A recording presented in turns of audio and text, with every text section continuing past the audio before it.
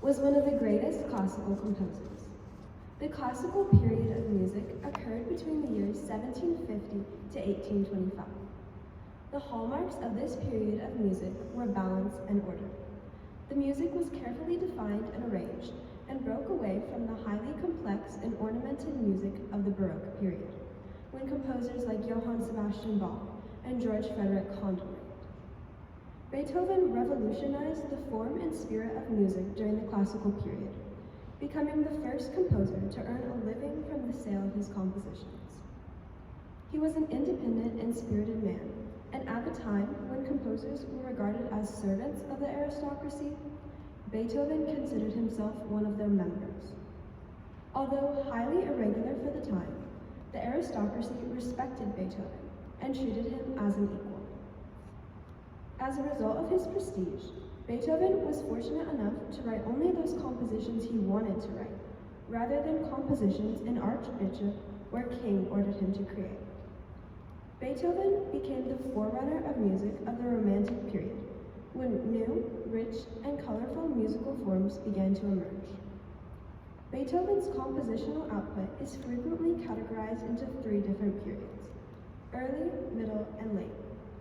Each period corresponds chronologically with his life, and each period also features distinct musical qualities that set it apart from his other compositional periods.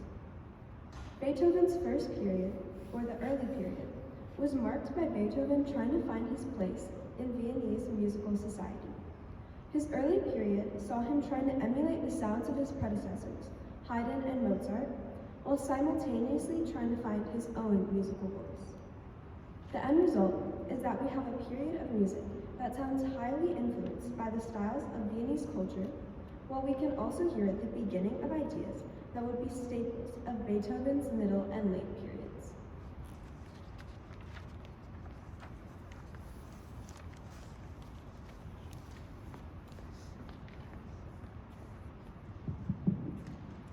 Ludwig van Beethoven was born in Bonn, a city on the Rhine River in Germany, on December 16, 1770. His father and grandfather were both professional musicians, and Ludwig's father, Johann van Beethoven, was eager for his son to become like Mozart, another musical genius whose expertise was evident at a very young age. When he was only 4 years old, Beethoven's father began instructing him. Every day he studied violin, piano, and composition. When Beethoven was 7 years old, he had his first known public performance in Cologne. His father advertised his age as 6 years, although he was in fact 7, probably to draw favorable comparisons with the child prodigy Mozart. Then, when he was 9 years old, a musician friend of his father's, Tobias Pfeiffer, became his teacher. Oftentimes, after spending all night at an alehouse, Beethoven's father and Pfeiffer would return home and wake him up from sleep to give him music lessons, no matter what time of the night it was.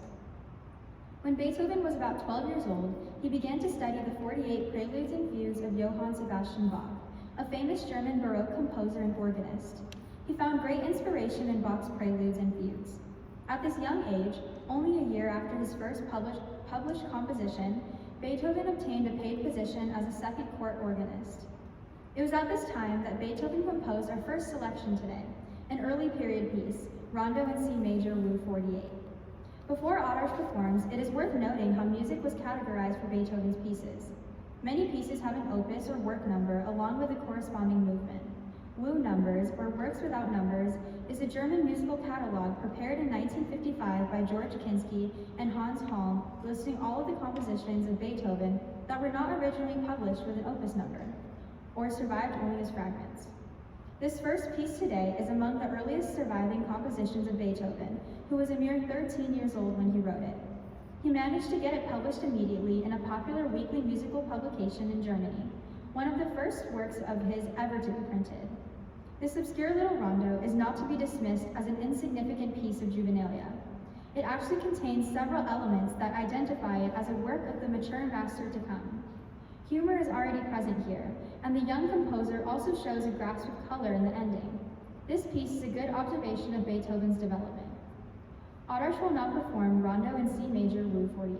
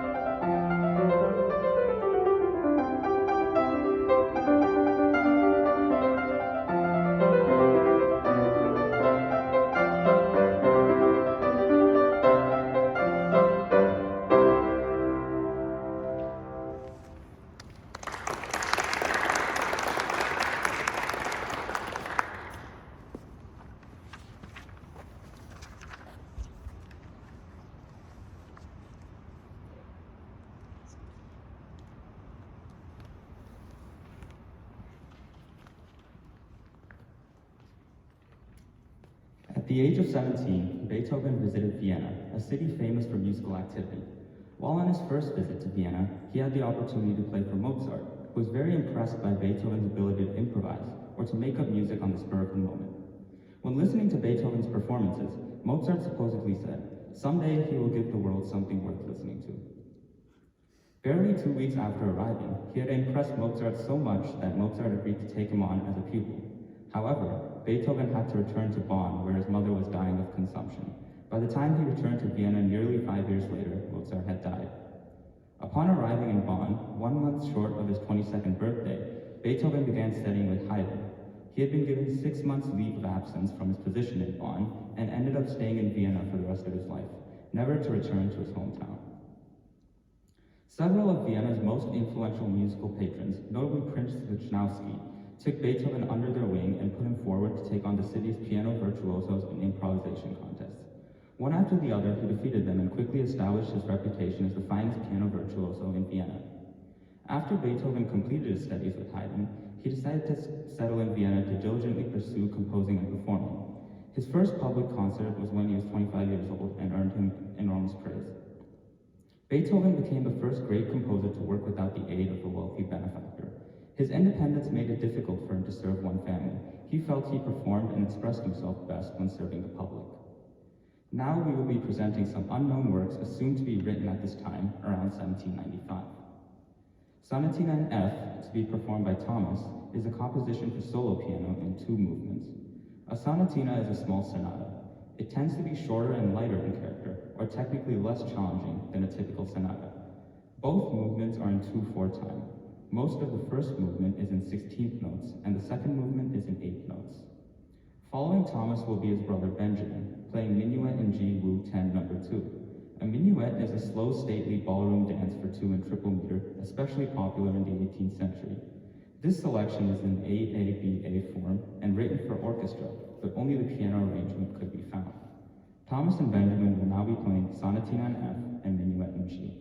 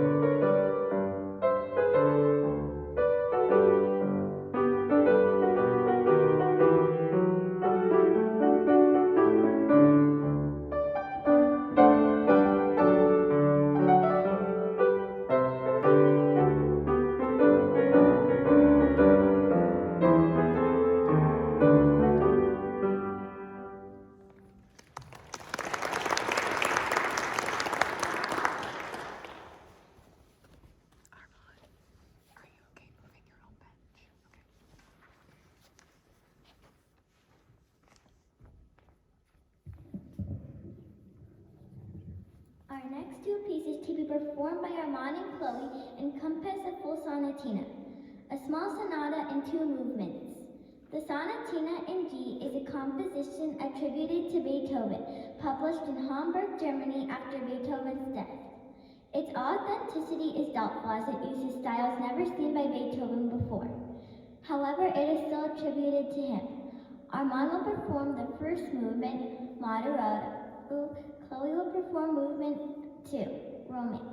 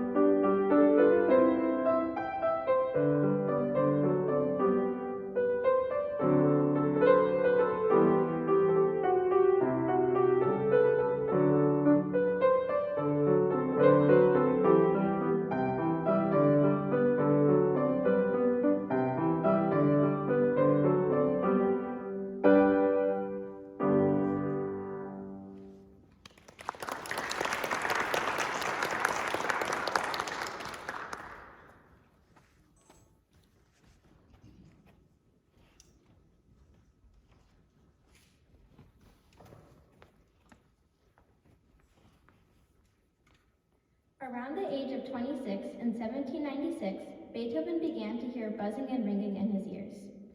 In 1800, he wrote from Vienna to a childhood friend, by then working as a doctor in Bonn, saying that he had been suffering for some time. For the last 3 years, my hearing has grown steadily weaker. I can give you some idea of this peculiar deafness when I must tell you that in the theater I have to get very close to the orchestra to understand the performers, and that from a distance I do not hear the high notes of the instruments in the singers' voices. Sometimes too I can hardly hear people who speak softly. The sound I can hear, it is true, but not the words. And yet if anyone shouts, I can't bear it. Beethoven tried to keep the news of the problem secret from those closest to him. He feared his career would be over if anyone found out. For 2 years, I've avoided almost all social gatherings because it is impossible for me to say to people, I am deaf, Beethoven wrote. If I belonged to any other profession, it would be easier, but in my profession, it is a frightful state. Beethoven could apparently still hear some speech and music until 1812, but by the age of 44, he was almost totally deaf and unable to hear voices or so many of the sounds of his beloved countryside. It must have been devastating for him.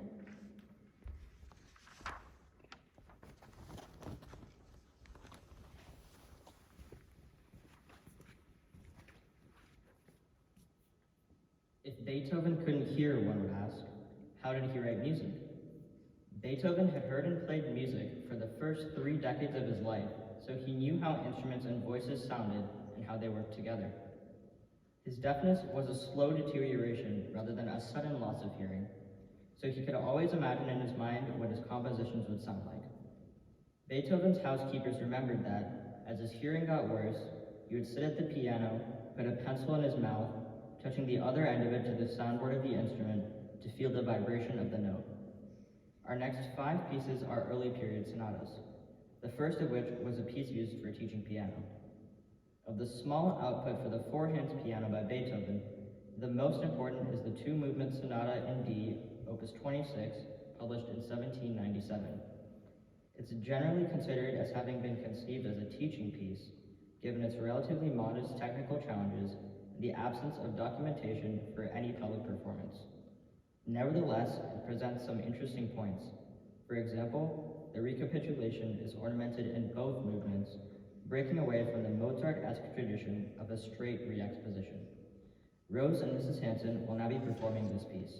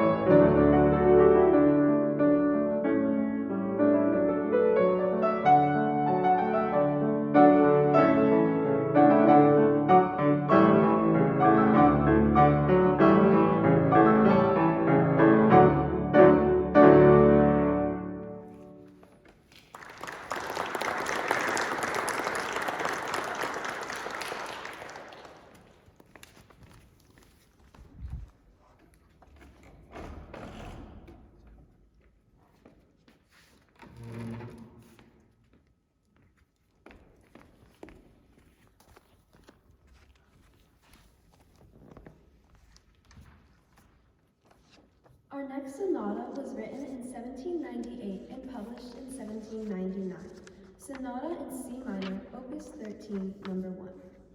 The Sonata Pathétique was an important success for Beethoven, selling well and helping create his reputation as a composer, not just as an extraordinary pianist. Not only was it instantly popular, it also exposed the world to the characteristics that Beethoven would continue to develop in the coming years. This composition was dedicated to his friend, Prince Karl von Lichnowsky, one of Beethoven's biggest patrons. Although commonly thought to be one of the few works to be named by the composer himself, it was actually named Grand Sonata Pathétique to Beethoven's liking by the publisher, who was impressed by the sonata's tragic sonorities. The first movement, which we will hear today, is in sonata form. It begins with a slow introductory theme marked grave. The exposition, marked allegro di molto con brio, which means fast with a lot of spirit, is in 2/2 time, alla breath, in the home key of C minor, and features 3 themes. A codetta with ideas from the opening allegro closes the section. This movement is one of the few compositions that contain 128 notes.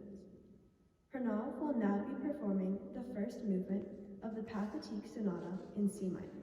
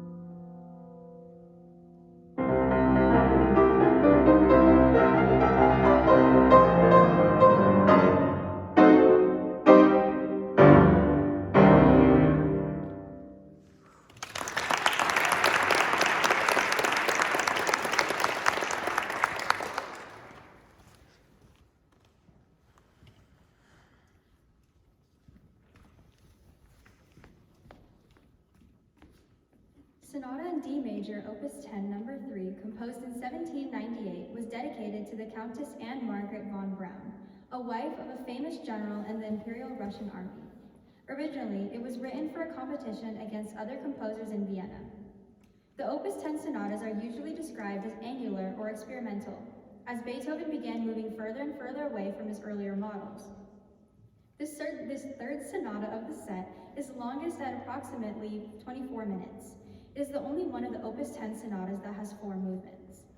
The festive opening movement, which we will hear today, though seemingly guileless, contains subversive elements.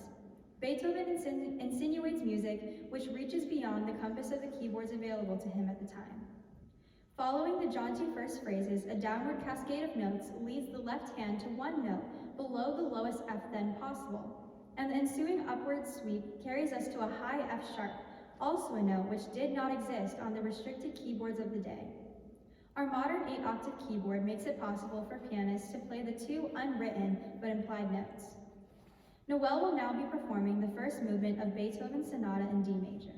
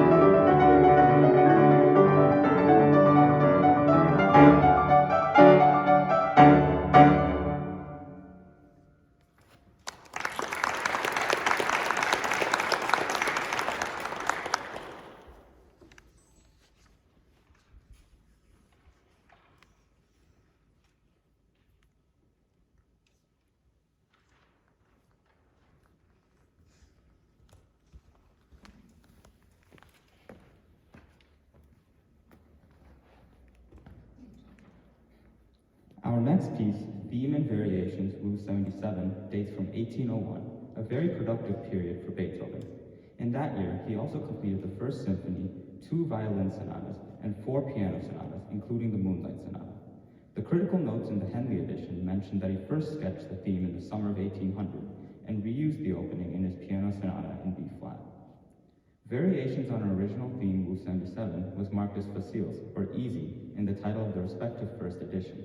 When Beethoven sent a manuscript of the variations on a theme to the lady for whom he had written the work, he is said to have added the words, "They are so easy that the lady should be able to sight read them." It is clear that such remarks were not to be taken too seriously. All 3 variation cycles boast both difficult musical and technical challenges. Kate will now be performing the full set of variations in G major, Wu 77.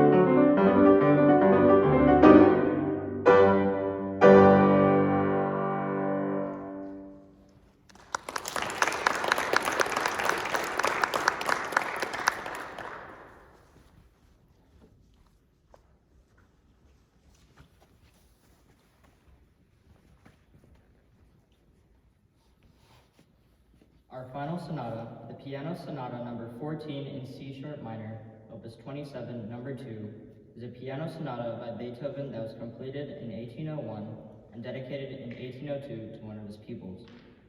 The piece is one of Beethoven's most popular compositions for the piano, and it was a popular favorite even in his own day. Beethoven wrote the Moonlight Sonata in his early 30s after he had finished with some commissioned work. There is no evidence that he was commissioned to write the sonata. The first edition of the score is headed Sonata Quasi Una Fantasia, a title this work shares with its companion piece, opus 27, number 1. Grove Music Online translates the Italian title as Sonata in the Manner of a Fantasy. The title could also be interpreted to imply, as though improvised. The stormy final movement is the weightiest of the three, reflecting an experiment of Beethoven's placement of the most important movement of the sonata as the final movement. The writing has many fast arpeggios and broken chords, strongly accented notes, and fast Alberti bass sequences that fall both into the right and left hands at various times. The C sharp minor sonata, particularly this third movement, is held to have been the inspiration for Frédéric Chopin's Fantasy Impromptu, and that the Fantasy Impromptu was actually a tribute to Beethoven. Of the final movement, Charles Rosen has written, "It is the most unbridled in its representation of emotion. Even today, 200 years later, its ferocity is astonishing. Backed by popular demand, Avinash will now be performing the final movement of Piano Sonata number 14.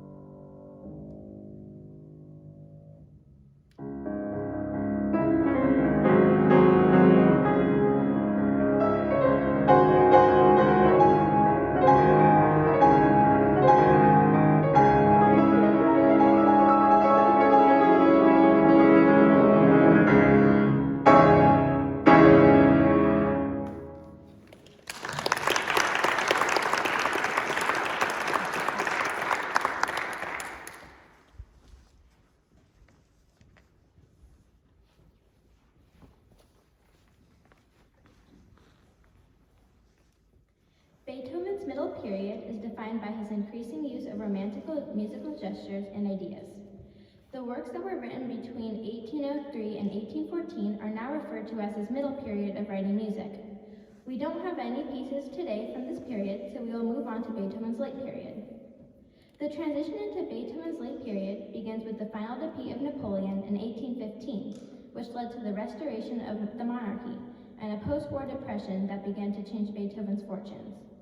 With the failure of republicanism, an idea that Beethoven had supported, and the years of warfare that followed caused a lack of available money to be spent for the arts. Beethoven's late period of music focused on writing music almost exclusively for music connoisseurs, and even many of those had a difficult time appreciating the new style. Beethoven also sought to incorporate the polyphonic styles of Bach and Handel into his late period, and as a result, a lot of fugues can be found in these compositions. Our next piece, Echo Says in G Major, Wu 23, was originally composed for wind band, but the score was lost after the performance. One of the performers remembered the melody after Beethoven's death and gave it to Karl Czerny, a former student of Beethoven and a composer of many etudes, who created the arrangement for piano we use today. An echo says is a type of couples folk dance known for its lively rhythms. Even though Beethoven's echo says is easier than his typical works, it still has many stylistic components of his more difficult repertoire. Annika will now be performing Echo Says in G Major.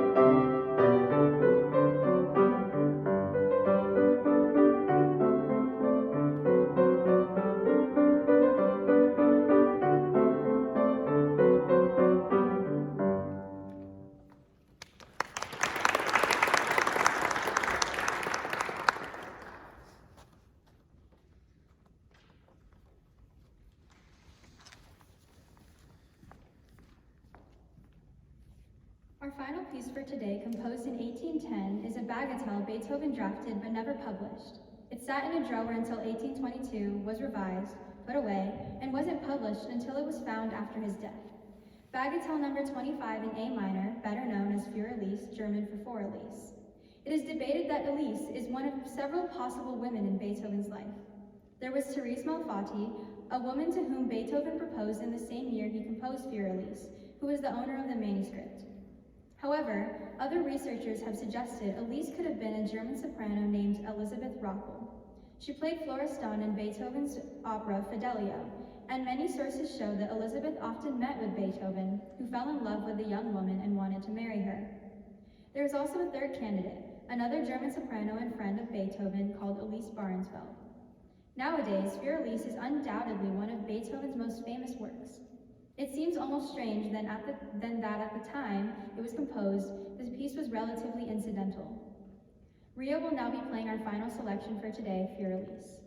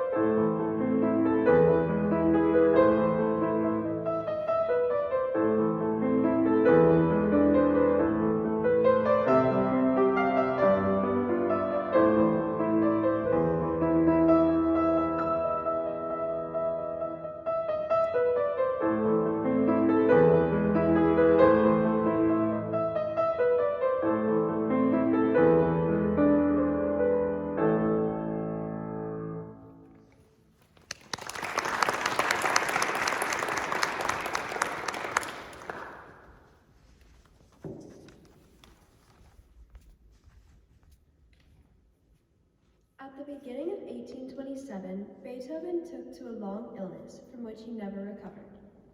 On March 26, 1827, Beethoven died at the age of 56. His cause of death is still debated, but one of the most popular theories is that he died of lead poisoning, where lead may have been a part of his medical treatment. Beethoven's funeral took place on March 29th, and over 20,000 people attended the ceremony as Beethoven was laid to rest. Notably, Franz Schubert was one of the torchbearers. When he died a year later, he requested to be buried beside Beethoven, a wish that was ultimately granted. Beethoven's death ended his late period of composition, which was known for producing some of the most ambitious works of all of Beethoven's compositional periods. Although he was less prolific during this time, he managed to write artistically transcending pieces of music while he was entirely deaf, an accomplishment that is difficult to comprehend. Beethoven left a legacy that was inescapable for future composers. The shadow of Beethoven's musical accomplishments still stands tall today, even in the 21st century, a true testament to the timelessness of his music. Although Beethoven never really invented new musical structures, he took the musical structures of his time to whole new levels that had never been comprehended by people before. Certain works, like the Ninth Symphony, had a profound impact on the future development of music. His Fifth Symphony may be the single most globally recognized piece of music ever written. His piano sonatas and concertos transcended what was capable for that instrument and raised the bar for performers of piano works. Not only has his music been influential, even his lifestyle was influential on society's vision of what an artist looks like. The unscrupulous, long-haired artist who didn't care about authority figures was one of the earliest descriptions of a musical artist, documented in detail with Beethoven. That is an image and attitude that is still associated with musicians today. As Beethoven's music is played in concert halls all across the world, his legacy continues to thrive. A giant in the musical world, and arguably the greatest composer that has ever lived, Beethoven changed what music's role in the world would or could be forever. This brings to a conclusion our exploration of Beethoven's history and piano literature. Thank you. All right, so that is it. I would like to have all of the students stand up